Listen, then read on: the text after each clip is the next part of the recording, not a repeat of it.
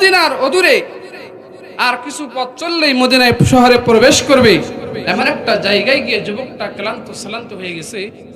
যুবকটা একটা খেজুরের গাছের নিচে বসছে আর তার ঘোড়াটাকে ছেড়ে দিয়েছে। আর যুবকটা যেই না খেজুর গাছে হেলান দিয়েছে, হেলান দিতে মাত্র দেরি, যুবকের চোখে ঘুম আসতে দেরি নয়। যুবকটা গভীর ঘুমে আচ্ছন্ন হয়ে আছে। আর এইদিকে যুবকের ঘোড়াটা ক্ষুধার্ত ছিল। পাশের একটা খেজুর বাগান ছিল, খেজুরের বাগানে গিয়ে খেজুরের বাগান চারাগুলো খাইতেছিল আর নষ্ট করতেছিল। জমির মালিক খেজুর বাগান দেখার জন্য আসছে। আমরাও কিন্তু বাগান দেখার জন্য যাই, কথা ঠিক কিনা? ধান লাগাইছেন, ভুট্টা লাগাইছেন, দেখার জন্য যাই। জমির মালিক দেখার জন্য আসছে, এসে দেখে কার জন্য ঘোড়া তার জমির ফসলগুলো নষ্ট করছে। ঘোড়াটাকে সরিয়ে দেওয়ার জন্য একটা পাথর নিয়ে ঘোড়াটার দিকে নিক্ষেপ করেছে। যেই না নিক্ষেপ করেছে, ঘোড়াটার এমন একটা মাথা এমন একটা জায়গায় গিয়ে লাগছে, তো ঘোড়াটা এমনিতেই ক্লান্ত ছিল, রক্তক্ষরণ হয়ে আঘাত লাগার কারণে ঘোড়াটা ওই জায়গায় মারা গেছে। বৃদ্ধ জমির মালিক এবার চিন্তা করছে, আমি যে কার ঘোড়া মারলাম, এই ঘোড়ার তো একটা মালিক আছে, কথা বলেন ঠিক কিনা? যুবক ওইদিকে ঘুমে আচ্ছন্ন, তার ঘোড়াটা মরে গেছে। জমির মালিক মৃত্যু ঘোড়ার পাশে বসে চিন্তা করতেছে, কার ঘোড়া মারলাম, কার ঘোড়া মারলাম। এইদিকে যুবকের ঘুম ভেঙে গেছে। খেজুর পাতার ফাঁক দিয়ে সূর্যের আলো এসে যুবকের চোখের মধ্যে পড়েছে। যুবকের ঘুম ভেঙে গেছে। যুবক ঘুম থেকে জাগ্রত হয়ে লক্ষ্য করে দেখে যুবকের যে ঘোড়াটা ছিল, ঘোড়াটা কিন্তু নাই। যুবকটা ঘোড়াটাকে খোঁজার জন্য সামনের দিকে অগ্রসর হয়। যুবকটা খুঁজতে খুঁজতে তিনি সামনে দিয়ে গিয়ে দেখতে পায় একটা বাগানের মধ্যে তার যে ঘোড়াটা ছিল, ওই ঘোড়াটা মরে পড়ে আছে। আর ওই পাশে একজন বৃদ্ধ মানুষ বসে আছে। যুবকটা বৃদ্ধকে ডাক দিয়ে বলছেন, এই ঘোড়া তো আমার এই ঘোড়াকে কে মারলো? যুবক যখন এই কথা বলেছে, জমির মালিক বৃদ্ধ যুবককে ডাক দিয়ে বলেন, যুবক, এটা যদি তোমার ঘোড়া হয়, আমার জমির ক্ষেত নষ্ট করতেছিল, আমি দূরে সরিয়ে দেওয়ার জন্য একটা ঢিল মেরেছি। আমার কোনো ইচ্ছা ছিল না মারার জন্য, আমার অনিচ্ছা বশত ঢিলটা মারছি। ঢিলটা লাগছে এমন একটা জায়গায়, তোমার ঘোড়া রক্তক্ষরণ হয়ে মারা গেছে। যুবক, তুমি কি কিছু বলবে? ঘোড়া মারা গেছে, আবার আমাকে মদিনায় যাইতে হবে, মদিনায় থেকে আবার মক্কায় ব্যাক করে যাইতে হবে। আমার একমাত্র সওয়ারি ছিল, এই ঘোড়াটাকে তুমি মারছো। যুবকের মাথায় রক্ত উঠে গেছে, রাগ উঠে গেছে, গরম হয়ে বৃদ্ধকে তিনি একটু পিটাইছে। যুবক মানুষের শক্তি বেশি, বৃদ্ধের শক্তি নাই, সহ্য করতে পারে নাই। যুবকের আঘাতে বৃদ্ধটা মারা গেছে। বলেন তো কে? জমির মালিক মানুষ মারছে, কিন্তু বলেন তো মানুষটা যখন মারা গেছে যুবকের হুঁশ ফিরে আসছে। আমি তো মানুষ মারলাম, কথা কোন ঠিক কিনা? সে আমার ঘোড়া মারছে, আমি রাগ বশত আমি যুবক বিরুদ্ধকে মারলাম, আমি তো বড় অপরাধ করলাম। যুবক ডানে তাকায় কেউ নাই, বামে তাকায় কেউ নাই, সামনে তাকায় কেউ নাই, পিছনে তাকায় কোনো মানুষ নাই। যুবকের মন বলে, আমি যে মানুষকে মারলাম, এই মানুষ তো আমি মানুষ হত্যা করলাম। আমি যখন ইচ্ছা করলে আমি পালিয়ে যেতে পারি, আমি ইচ্ছা করলে দূরে চলে যাব, কেউ দেখবে না, দুনিয়ার চোখ দেখবে না। যুবক যখন পালিয়ে যাবে এই নিয়ত করেছে, অন্তরে আল্লাহর ভয় চলে আসছে। যুবক, তুমি দুনিয়াতে মানুষ মারছো, মানুষ মারার অপরাধ থেকে বাঁচতে চাইতেছো।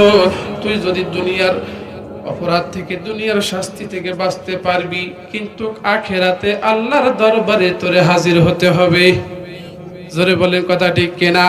আল্লাহর দরবারে হাজির হতে যুবক, ওই দিন আল্লাহর দরবারে কি বিচার দিবি? আল্লাহর দরবারে কি তুই আল্লাহ তাআলার কাছে দোষী সাব্যস্ত হয়ে যাবি? যুবক, জমিন থেকে যদি বাঁচতে চাও, জমিনে বাঁচতে পারবে, কিন্তু আখিরাতে তোমাকে ধরা খাইতে হবে। কথা বলেন ঠিক কিনা? প্রিয় ভাইরা আমার, এবারে যুবকের অন্তরে আল্লাহর ভয় আসছে। না না, আমি পালাবো না। আজকে আপনার আমার ইমান এমন, রাস্তা দিয়ে মোটরসাইকেল নিয়ে যাইতেছি, আমার মোটর সাইকেলের চাকার নিচে একটা মুরগির বাচ্চা মারা গেছে, আর যেই মারা গেছে আমাদের স্পিরিট আর 100 হয়ে যায়। কথা কোন ঠিক কিনা? কারো একটা ছাগলের বাচ্চা আমার সাইকেলের মোটর সাইকেলের চাকার নিচে পড়ে ঠ্যাংটা ভাঙ্গে গেছে, আমরা আর ওই জায়গায় থাকি না, সরাসরি দৌড় যাই। কথা কোন ঠিক কিনা? বাঁচার জন্য। প্রিয় ভাইরা আমার, যুবকটা মানুষ মেরে ফেলেছে, এবার তিনি বাঁচানোর জন্য পালিয়ে যেতে পারেন, কিন্তু না, যেই না পালিয়ে যেতে চান, অন্তরে আল্লাহর ভয় আসছে, ঈমান জাগ্রত হয়েছে। যুবক চিন্তা করলো, আমি যদি পালিয়ে যেতে চাই পালিয়ে যেতে পারবো, কিন্তু আল্লাহর দরবারে তো আমাকে হাজির হতে হবে। আল্লাহর চোখে কি? আল্লাহর চোখ তো ফাঁকি দেওয়া যাবে না। কেন? আল্লাহ রাব্বুল আলামিন ডাক দিয়ে বলেন, আল্লাহু লা ইলাহা ইল্লা হুয়াল হাইয়ুল কাইয়্যুম। দুনিয়ার সব চোখগুলো ঘুমায়, আল্লাহর চোখ কি ঘুমায়? বলেন, আল্লাহর চোখ ঘুমায় না। আল্লাহ তাআলা সর্বদাই তিনি আমাদের দেখেন তার কুদরতি চোখ দিয়া। আমরা কি করি? গোপনে কি গুনাহ করলাম, অন্ধকারে কি গুনাহ করলাম, মানুষের সামনে কি গুনাহ করলাম? বলেন তো, জমিনের চোখ, মানুষের চোখ যদি আমরা ফাঁকি দিতে চাই ফাঁকি দিতে পারবো, কিন্তু আল্লাহর কুদরতি চোখ ফাঁকি দিতে পারবো? এবার যুবক চিন্তা করলো, না আমি পালিয়ে যাব না, আমি পালিয়ে যাব না। দেখি তো যে মানুষটারে মারলাম, এই মানুষের কোনো মানুষ আছে নাকি, বংশধর আছে নাকি? যুবকটা মৃত মানুষের পাশে বসে রইলেন, তিনি পালিয়ে যায় না। সন্ধ্যা যখন হইতেছে, ওই বৃদ্ধ মানুষের 2টা যুবক সন্তান চলে এসেছে। যখন চলে আসছে, আয়েশা দেখে তাদের বাবাকে মারছে, বাবার মৃতদেহ পড়ে আছে, পাশে একজন যুবক আছে না, যুবক চেনা যায় না, যুবকটা বসে আছে। যুবককে ডাক দিয়ে বলছেন, যুবক, যে লোকটা মৃত অবস্থায় শুয়ে আছে, এই লোকটা হইল আমাদের বাবা। যে জমিনে পড়ে আছেও, এই জমিনটা হইল, এই ক্ষেতটা হইল আমাদের। বলো যুবক, বলো, আমাদের বাবাকে কে মারলো তুমি কি জানো? যুবককে যখন এই কথা বলেছে, যুবক ডাক দিয়ে বলেন, ভাই রে, এটা যদি তোমাদের বাবা হয়, আমি একজন আছে না মানুষ, অপরিচিত মানুষ, আমার বাড়ি মক্কায়, আমি মদিনায় যাব। 2 জন যুবককে, অর্থাৎ বৃদ্ধের 2 সন্তানকে, যুবক পিছনের সব ঘটনা খুলে বলেছে। এবার যুবক ডাক দিয়ে বলেন, শোনো ভাইয়েরা, তোমরা ইচ্ছা করলে আমার হত্যার বদলা নিতে পারো। কথা কোন ঠিক কিনা?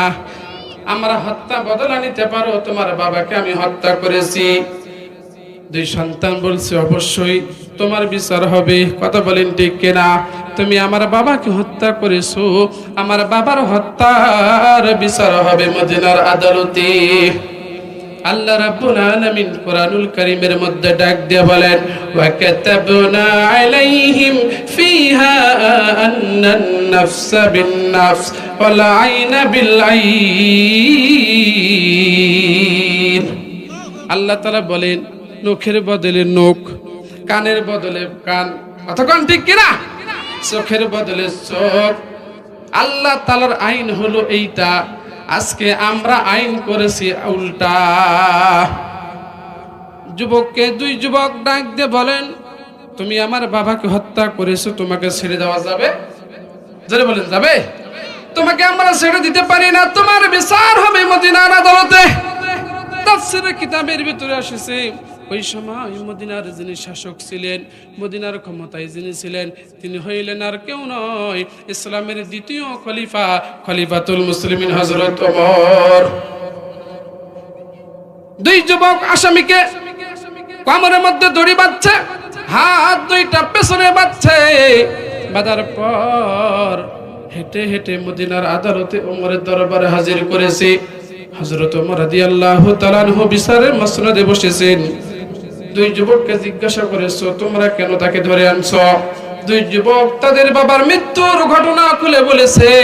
হযরত ওমর এবার যুবককে ডাক দিয়ে বলছেন, যুবক তোমার নামে মিথ্যা একটা মৃত্যু ব্যক্তি মামলা আসছে, তুমি নাকি মানুষ হত্যা করেছ। যুবক তোমার নামে যে মামলা আসছে, যে অভিযোগ আসছে, বলো যুবক বলো, তুমি কি আসলে তাদের বাবাকে মারছ? দুই যুবক যখন এই বিচার দিয়েছে ওমরের আদালতে, হযরত ওমর যখন যুবককে বলেছে, যুবক তখন ওমরকে ডাক দিয়ে বলেন, ওমর আমি ইচ্ছা করলে পালিয়ে যাইতে পারতাম। কথা কোন ঠিক কিনা? খলিফাতুল মুসলিমিন ওমর, আমি ইচ্ছা করলে পালিয়ে যাইতে পারতাম, আমাকে ধরার কারো সাধ্য ছিল না। আমি যদি পালিয়ে যাইতাম আপনার দরবারে আমাকে কেউ নিয়ে আসতে পারতো না। ওমর আমার নামে যে অভিযোগ এসেছে এই অভিযোগ সত্য, আমি তাদের বাবাকে মারছি। খলিফাতুল মুসলিমিন আমার অপরিচিত যুবক, বাড়ি হলো মক্কায়, যখন তিনি সত্য কথা বলেছেন, আর আমাদের দেশে টাকা দিলে দোষী মানুষ, কথা কন ঠিক কিনা, পার পেয়ে যায়, যারা দোষী নয় তারা দোষী হয়ে যায়, কথা কন।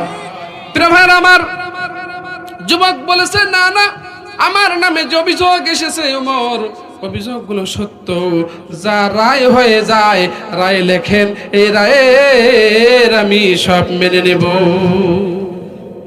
প্রিয় ভাইরা আমার, একই দিন তোমারি নাম মসজিদে হবে এলান, একই দিন তোমারি নাম মসজিদে হবে এলান। তৈরি থেকো তৈরি রেখো কবরের মাল সামান, একদিন তোমারি নাম মসজিদে হবে এলান। কথা বলেন ঠিক কিনা? আমাকে সিরকুট দেওয়া হয়েছে, প্রধান বক্তা আসতেছে, আল্লাহু আকবার, আরো জোরে বলেন আল্লাহু আকবার। প্রধান বক্তা মঞ্চে আসতেছে, আর যদি 10 মিনিট চালাই তাহলে আমি শেষ করতে পারবো ইনশাআল্লাহ। কথা বলেন ঠিক কিনা? তাহলে প্রধান বক্তা আসুক, আসা পর্যন্ত চলুক, কথা বলেন ঠিক কিনা? আসা পর্যন্ত চলুক, আসা পর্যন্ত চলুক। প্রিয় ভাইয়ের আমার, একটু মনোযোগ দিয়ে দেন। আমার প্রিয় জাহিদুল ভাই পঞ্চগড়ি, তার আলোচনা কি আপনারা ইউটিউবে শুনছেন না? ইউটিউবে শোনেন নাই? বর্তমানে ভাইরাল একজন বক্তা, কথা বলেন ঠিক কিনা? আমার বন্ধু মানুষ, 28 ইঞ্চি বক্তা, তিনি আমার বন্ধু মানুষ। এখানে আমি তাদেরকে ঠিক করে দিয়েছি ইনশাআল্লাহ। প্রিয় ভাইয়েরা আমার, আগামীকাল আমার মাহফিল আছে নীলফামারী, তারপরের দিন মাহফিল আছে লালমনিরহাট। দোয়া করবেন আমার জন্য, আল্লাহ তাআলা যেন আমাকে কোরআনের ময়দানে কবুল করে নেয়। গতকালকে মাহফিল করেছি গঙ্গাচড়া, রংপুর জেলা।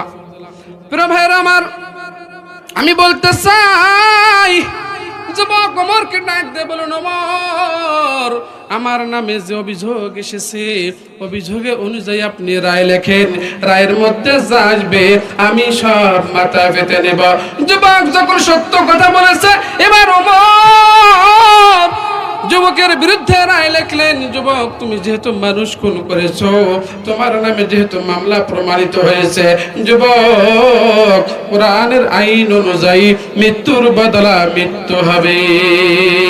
কথা বলেন ঠিক কিনা? যুবক তোমার ফাঁসির রায় হয়ে যাবে, যুবক তোমার ফাঁসি হয়ে যাবে, অমুকদের তুমি রেডি থাকো, মানুষ হত্যা করেছ। খলিফাতুল মুসলিমিন যখন যুবককে বিচারের আদালতে যখন যুবককে মৃত্যুর রায় যখন শুনিয়ে দিয়েছে, ওমর রাদিয়াল্লাহু তাআলা আনহু যুবককে ডাক দিয়ে বলেন, যুবক দিন তোমার ফাঁসি হয়ে যাবে, বলো তো যুবক তোমার কোনো শেষ ইচ্ছা আছে নাকি? যুবক ডাক দিয়ে বলেন, ওমর আপনি আমাকে 1 মাসের জন্য ছুটি দিয়ে দেন, আমার 2টা আশা আছে, আমার 2টা নিয়ম আছে, এই 2টা নিয়ম আমার দেশে গিয়ে আমি শেষ করে তারপরে আবার চলে আসব। আমার 2টা চাহিদা আছে, আমার 2টা আবেদন আছে ওমর, এই 2টা আবেদন এখানে নয়, আমার গ্রামের বাড়িতে যাইতে হবে। ওমর ডাক দিয়ে বলেন, যুবক বলো তো তোমার কি আবেদন আছে, বলো। যুবক ওমরকে ডাক দিয়ে বলেন, যুবক ডাক দিয়ে বলেন, ওমর আমি একজন ব্যবসায়িক, আমার সঙ্গে এক খ্রিস্টানের লেনদেন ব্যাপার আছে, সে আমার কাছে কিছু টাকা পায়, আমার কাছে টাকা পায়। আল্লাহ তাআলা বলেছেন মুসলিম না হয়ে কবরে আসিও না, আল্লাহ তার আদালতে হাজির হতে হবে, সেই দিন গুনাহ নিয়ে গেলে ধরা খাইতে হবে। ওমর, আমি যেহেতু মুসলিম হয়ে কবরে যাইবার চাই, আমাকে একটা সুযোগ দিয়ে দেন, আমার ওই খ্রিস্টান বন্ধুর টাকা শোধ করে আসবো। আমরা তো কত মানুষের টাকা মাইরা খাই রে ভাই, কতক্ষণ ঠিক কিনা, হিসাবের মধ্যে গোলমাল করি।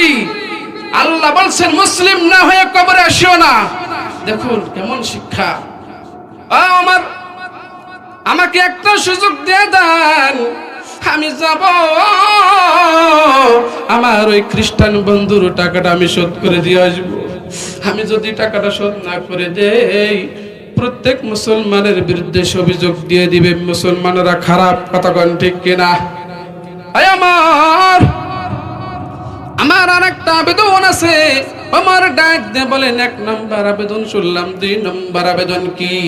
খলিফাতুল মুসলিমিন যখন এই কথা বলেছে, যুবক ডাক দিয়ে বলেন, আমার 2 নম্বর অভিযোগ হইল, আমার মা আমার বাবা বাড়িতে বেঁচে আছে, আমার মা বাবার কাছ থেকে আমি একটু বিদায় নিয়ে আসবো। আমার মায়ের সঙ্গে আর কোনোদিন দেখা হবে না, আমার বাবার সঙ্গে আর কোনোদিন দেখা হবে না। খলিফা মুসলিমিন ওমর, আমাকে 2টা সুযোগ দেয়া দেন। হযরত ওমর যখন যুবকের 2টা আবেদন শুনলেন, খলিফাতুল মুসলিমিন ওমর যুবককে ডাক দিয়ে বলেন, যুবক, তোমার 2টা আবেদন আমি ওমর শুনলাম, তোমার এই 2টা আবেদন আমি মঞ্জুর করলাম। তবে যেহেতু তুমি ফাঁসির আসামি, তুমি যদি পালিয়ে যাও, বাড়িতে না গেলে যদি না আসো, তাহলে বলো তো তুমি তো মুক্তি পেয়ে যাবে।